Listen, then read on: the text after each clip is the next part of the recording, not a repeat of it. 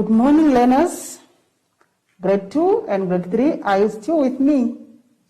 Okay, what are you doing at home? You must always keep active. You must run around. You must keep yourself busy, and do not forget to do what? To do your schoolwork. After you are done with every book, you must do what? Turn it back to your teacher for marking so that you can see your progress. Are we together? Thank you. Okay, good morning, my friends. All right, my friend is very fine here, and I'm sure he's going to help me with everything that we are going to go through in order to help you at home as well. Welcome to my zone online school. My name is Teacher Mutabeti. Our theme for this week is local media. Before we start with our topic for today, I would like to remind you to sanitize your hands. Spray it in, rub it in, rub out between your fingers. Your hands are now very clean. Our lesson for today is on phonics, homonyms, digraphs,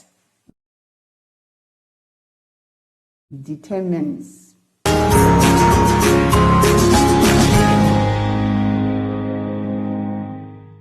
Okay, with the grade 2.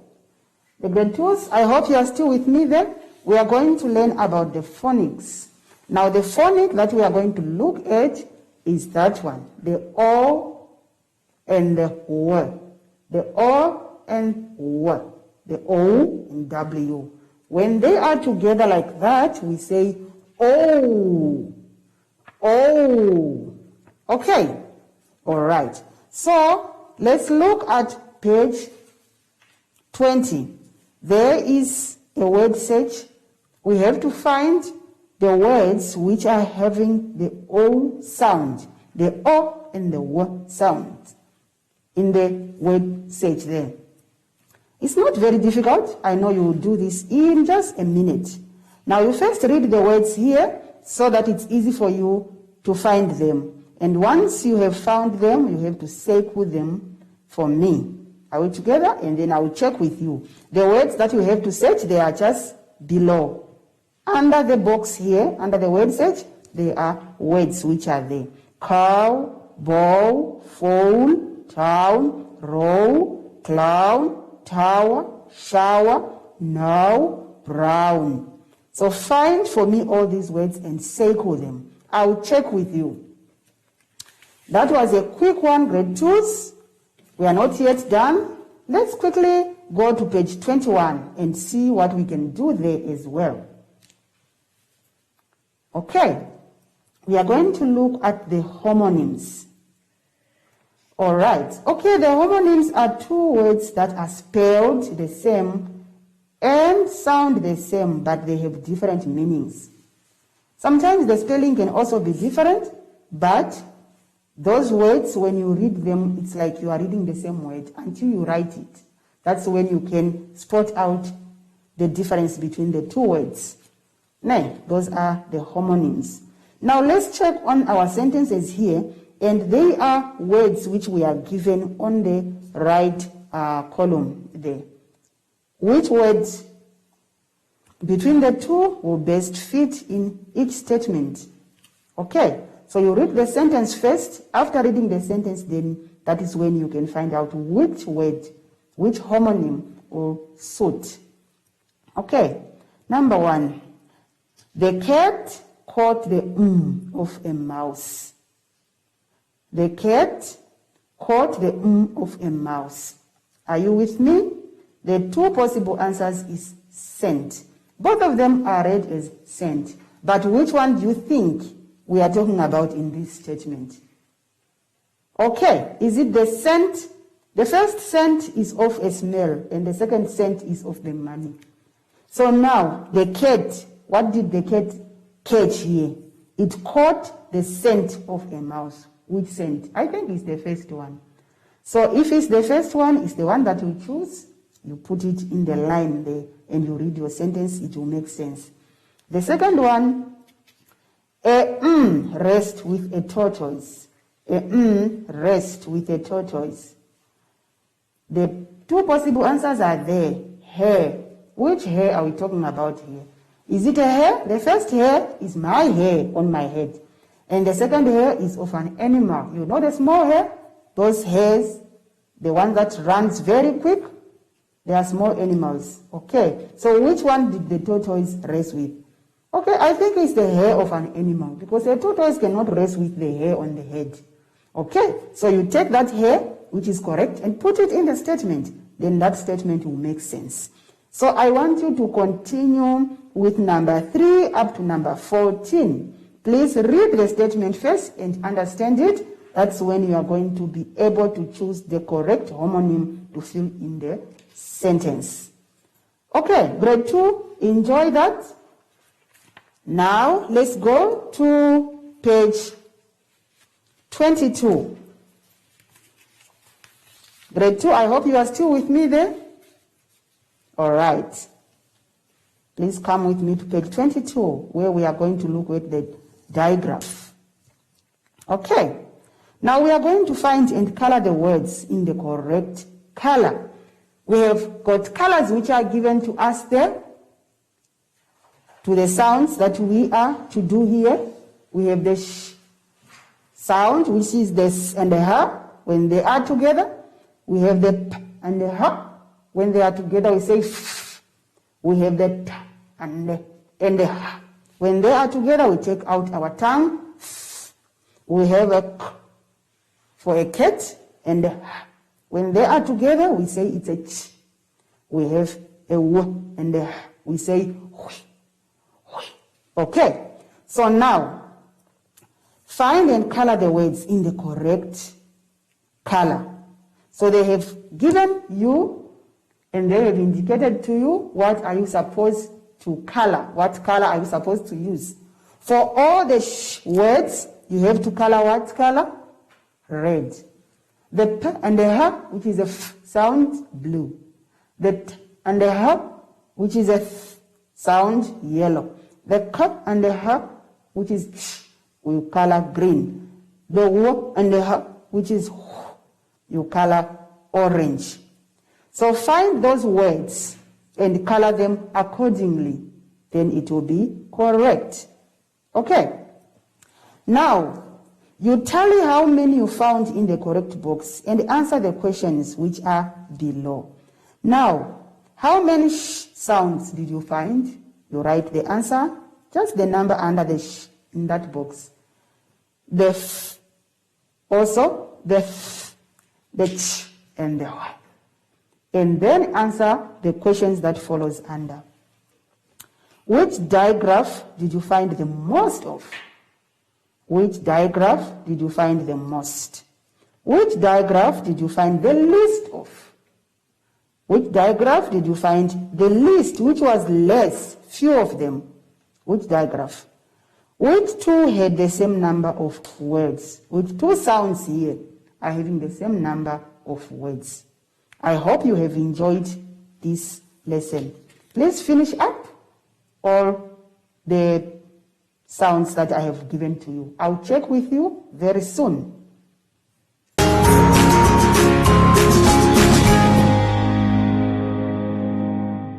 Let's go over to page 23 with the grade 2s. I hope you are still with me, grade 2s. Okay, we are going to look at the determines, the words which are determines. We are only going to look at the words which are on that page, which are some or any. Only two of them that we are going to look at. There are a lot of determiners words, but we are going to only look at some and any. Okay, you are going to circle some or any to make the sentence correct. Now, before we do that, how will you know which word is the correct one, which I have to circle there to make my statements correct or to make my sentences correct? All right. Okay. Some is used for positive statements, questions, or offers, or when you request for something. Né? It's also used with countable and uncountable nouns. And any is used for questions and for negative statements. It's also used with countable and uncountable nouns. So, for example, if I want to use some in a sentence or in a statement, let me give you an example of how to use a some. You have some butter on your chin. I'm telling someone, you have some butter on your chin. Then I've used some. Let's go home. Let's go and have some fun. That is a positive statement. Let's go and have some fun. Now, okay, and what other statement can I use? I'm sure I will return to Namibia someday. You are sure that you are looking forward. It's a positive statement. What about if I have to use any? We don't have any sugar. That is a negative statement. Do you have any brothers or sisters? I'm asking, it's a question. I don't need any help. That is another example of using any. Now let's try and look at these sentences here and try and see if you can get some out of them correct. Just read it properly before you underline or circle your answer. There is some or any milk in the fridge. There is some or any milk in the fridge. What do you think we should underline there? Or what do you think? Which word? Is it some or any? Okay. I think we are going to underline some. There is some milk in the fridge. That is a positive statement. There is some milk in the fridge. What about number 2? We don't need some or any flour. Which word am I going to circle there? Is it some or any? I think we are going to circle any. We don't need any flour. Okay. You can also do number 3. Can I have some or any water, please? Can I have some or any water, please? I am asking. It's a request. So I will use some. Can I have some water, please? So you are going to circle some. Okay, do the rest also on your own. Do number 4 up to number 16. Enjoy reading and practicing which word will be the best answer on each statement. Now let's go over to page 24. I'm still with the grade 3s, with the grade 2s, I mean. Come with me, grade 2s. Now we are going to distinguish between the long and the short vowel sounds. We are going to distinguish between the long and the short vowel sounds. Okay. We can only do that by reading the words first and listen to them. How do they sound? If they are long vowels, we pull it when we read it. If they are short, it's just short. We just read it and cut it in short. That is the short vowel sound. Okay, you are going to read each word in the box below. Tell if the word has a long vowel sound or short vowel sound by writing it on the lines below. If it has got a long vowel sound, write it on the left side. If it has a short vowel, write it on the right side. So the words are given to you there in the table above. Stop, lead, mud, stain, smile, bone, pie, mule, stay, pray, lid, mug, cat, mule, lord, pill, still, bug, bite, sun, pig, boat. Which words are having a long sound? Those ones you write them on the left, and the ones which are short, write them on the right side of the paper. Okay, let me now take the grade 3s with me over to page 25. Grade 3s, come with me. Yours is a bit challenging now. You have to use your brains and you have to check. But it's not complicated. Just enjoy it. You use the codes and write the names of the different communication on the space provided. We have a lot of communication tools that we use, and the codes are given to us on the alphabets, and we use those codes to get the word which is correct, and that word should be a communicating tool. All right. Okay, so each alphabet is having a code. Now let's take the first one together and see the example. Now check the first code which is there, and go on in the table there with the alphabets and check which alphabet is that code. I think it's a N. It's a N sound. And check the second one, that dot, a big dot. It's on the A. A of an elephant. You can write it under every code there. And the third one is a nice flower there. It's on which alphabet? On the W. And the next one, 3 corner lines there, looking on my right hand side. I think it's the S. And the next one, 2 lines which are standing up. And it is on the P. And the next one is a square, which is bold, which is colored dark. And it's on the A. And the next one again is the 2 lines standing up. It's a P. And the next one is a dot, a big dot, which is dark. It's on the E. And the next ones are 3 corner lines, which are looking now on the left side. I think that one is the one which is on the R. Now, when I connect all these letters of alphabet, what word is it? It should be a communicating tool. Otherwise, then it's wrong. What I found here myself is newspaper. Did you get the same like mine? Okay, if you got it the same way like mine, then you are correct, I think. That is a newspaper.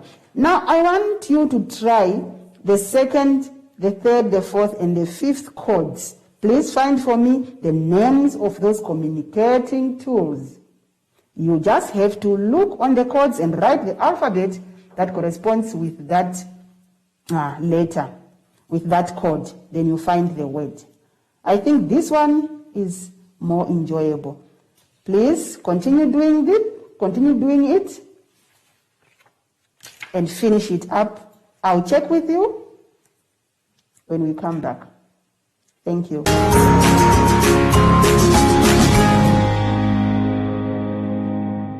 I hope you have enjoyed the lesson for today. Now let me remind you of the things that we have to do during this COVID-19. Remember to keep your distance away from other people of 1 meter or 1.5 meter. When you do like this, you mustn't touch the next person. Then you are correct.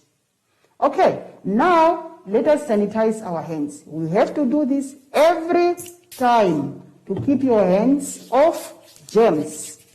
Rub it in, rub it out, and between your fingers. Then your hands are germ-free. Let's call upon our friend Zoshi to say goodbye. Goodbye, friends.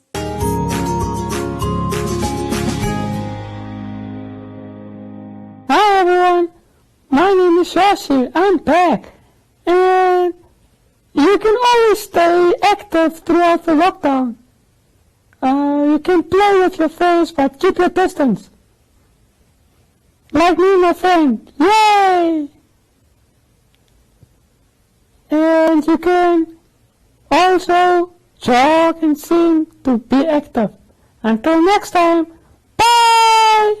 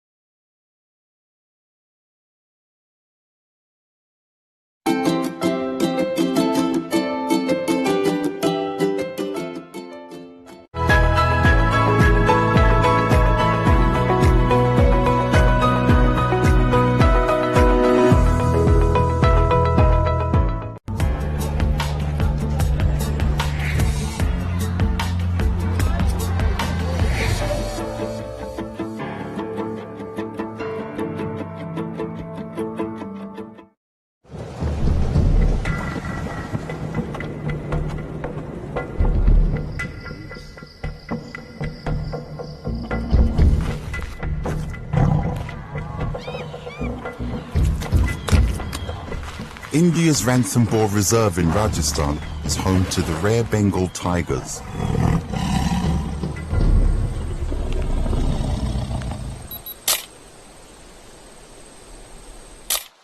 Every year, John Isaac, an Indian-born photographer, travels from New York City to document the lives of these majestic animals. In the last 10 years, I think my interest has grown tenfold, and I'm very particular about the survival of the tigers. His goal is to make sure that people everywhere know about the grave danger Bengal tigers face: extinction. John holds seminars and photographic exhibitions from his visits to Ranthambore to raise awareness of the plight of these tigers. He's currently working on a book to document their dilemma due to an increasing human population encroaching on their territory. According to John and wildlife experts, each tiger needs as much as 9 square kilometers to survive, just under 4 square miles.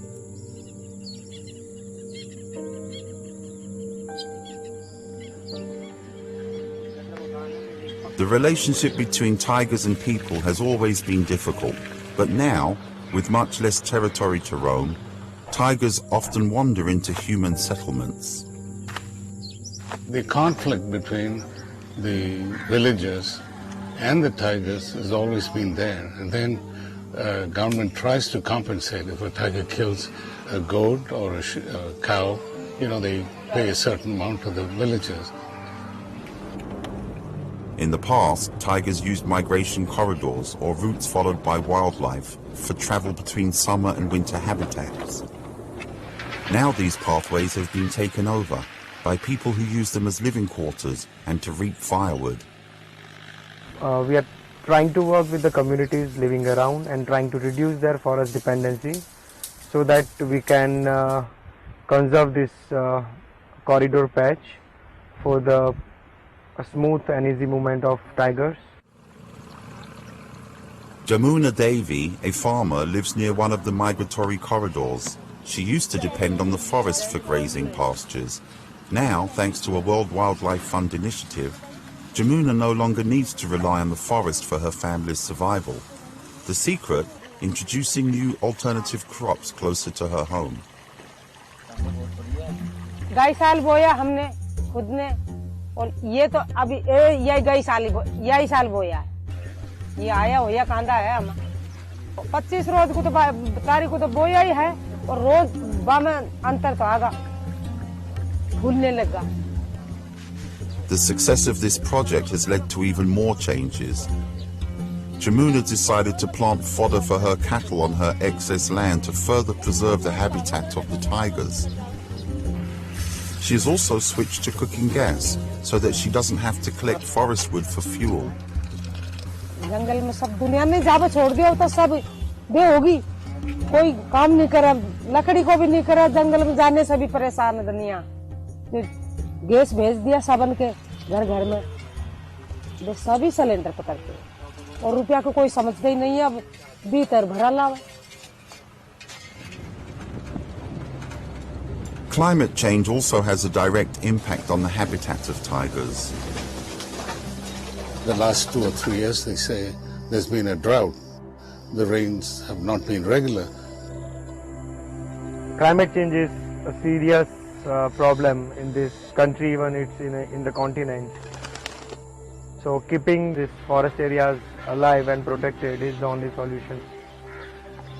This year we have raised a nursery of 10,000 saplings. Forest department have shown their interest. They bought around 2,000, 3,000 saplings. The idea is to plant new trees to replace those lost to severe weather conditions and human activity.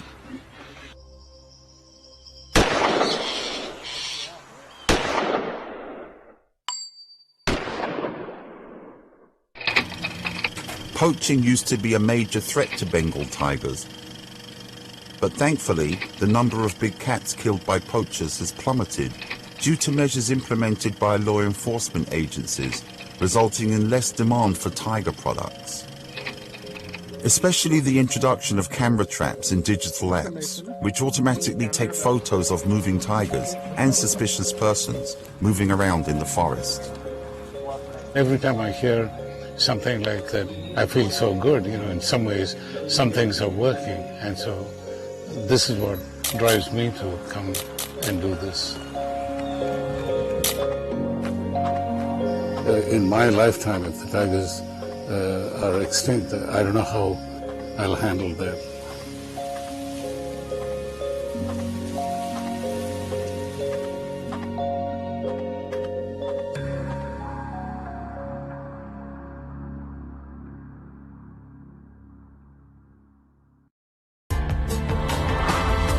This report was produced by Mary Ferreira for the United Nations.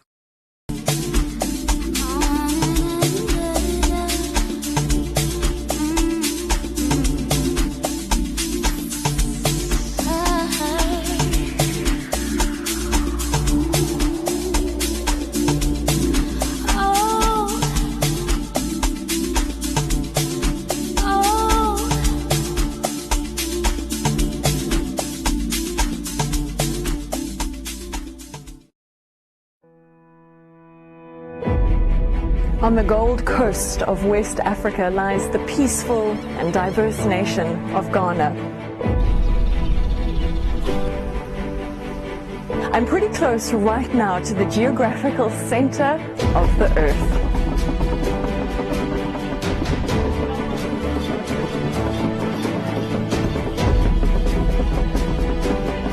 It is also one of the last pockets for elephants in the wilds of West Africa. Every country in the world just about has cattle, sheep, goats, horses, donkeys, but it's only Africa that has the real megafauna, the charismatic stuff which people in the rest of the world want to see. The passion that the staff have for the job. There's value to a bird which brings birders to a place like this. I mean, this is a birding paradise. We see an intrinsic appreciation and joy from seeing the wildlife out here, but not everybody does. You can't get to Moli and then will not be passionate about what we do, because you'll be the only one left. Everybody is passionate. The only worthwhile war, the war against destruction, the war against loss, the war for peace, for balance, for inclusion. It is out of my way. Buffaloes, elephants, tigers, Atabi are still in existence. If money fails, then Ghana is without wildlife. Join me as we journey to the untamed wilderness of northern Ghana to meet these last defenders. The people within the law enforcement agencies don't really know. You're talking about a roan antelope. Somebody thinks it's just like a goat.